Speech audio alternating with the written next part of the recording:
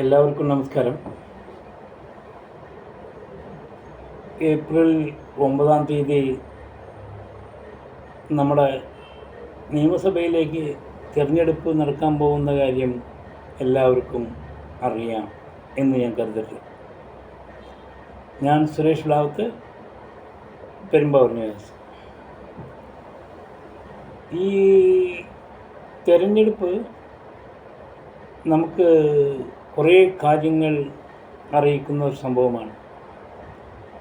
ആദ്യം തന്നെ ഈ തീവ്രവാദ പ്രസ്ഥാനങ്ങളെ തുടച്ചു നീക്കാൻ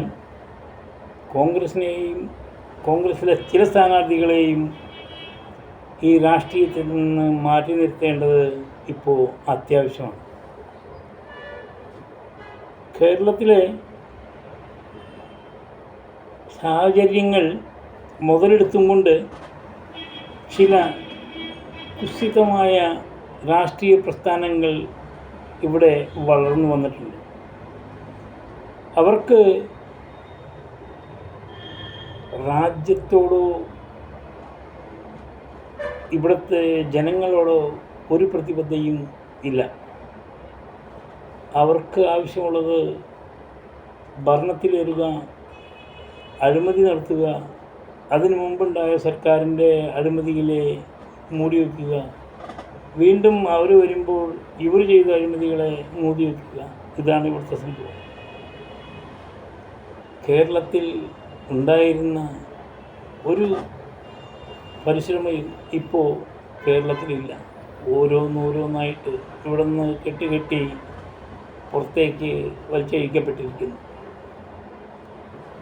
ഇപ്പോൾ കേരളത്തിൽ പ്ലൈവുഡിൻ്റെ പ്രസ്ഥാനം ഒരു വിധത്തിൽ പച്ചപിടിച്ചിട്ടുണ്ട് എന്ന് പറയുന്ന കാരണം എന്താണെന്നാൽ,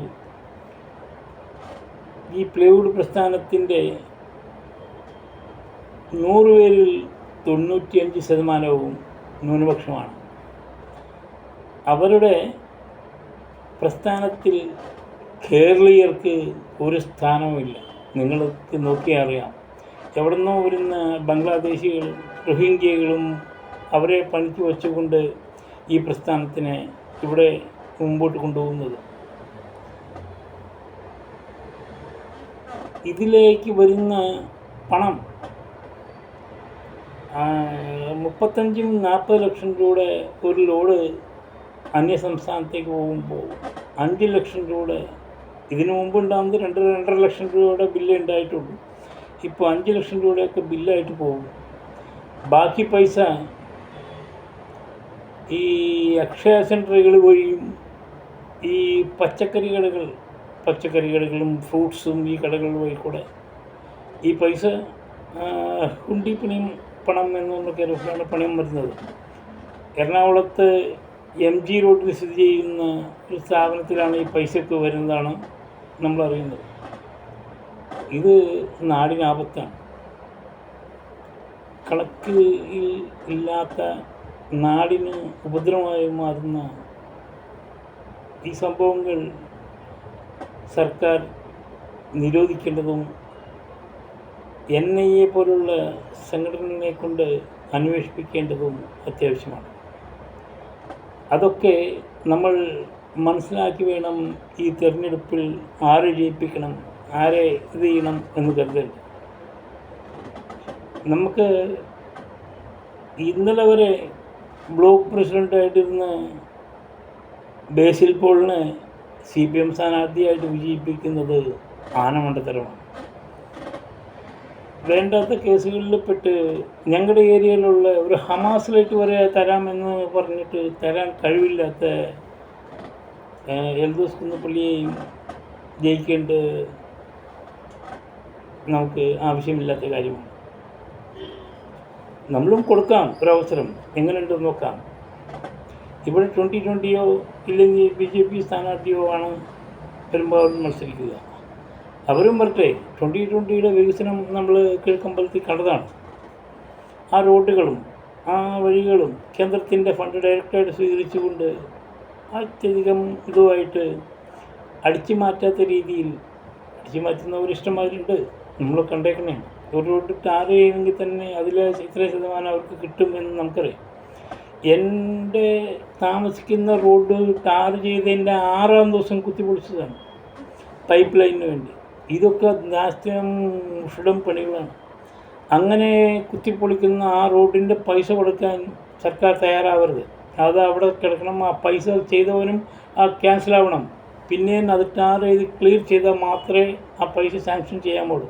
അങ്ങനെയൊക്കെ വേണം. അത് ചെയ്യുന്നില്ല. അപ്പോൾ ഇതൊക്കെ നമ്മൾ അറിയേണ്ട കാര്യങ്ങളാണ്. സംസ്ഥാനത്ത് എൻ്റെ ഉദ്ദേശത്തിൽ ഇടതുപക്ഷ ഭരണം തുടരാനേ സാധ്യത.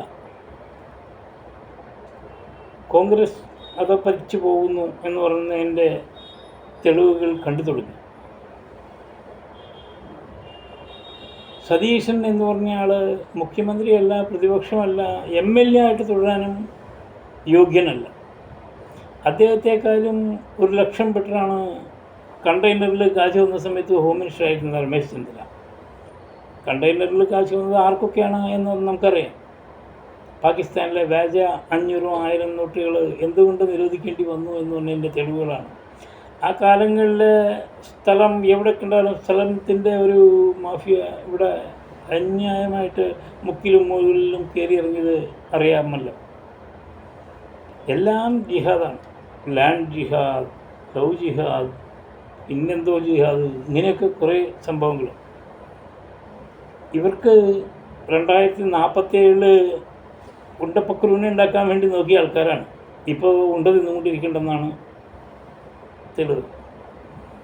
എന്നാലും നമ്മുടെ രാജ്യത്തിൽ നമ്മളെല്ലാവരും ഒന്നിച്ച് നിൽക്കാൻ ഇതൊരു അവസരമാണ്. കുട്ടികളെ നോക്കി ചെയ്യുക.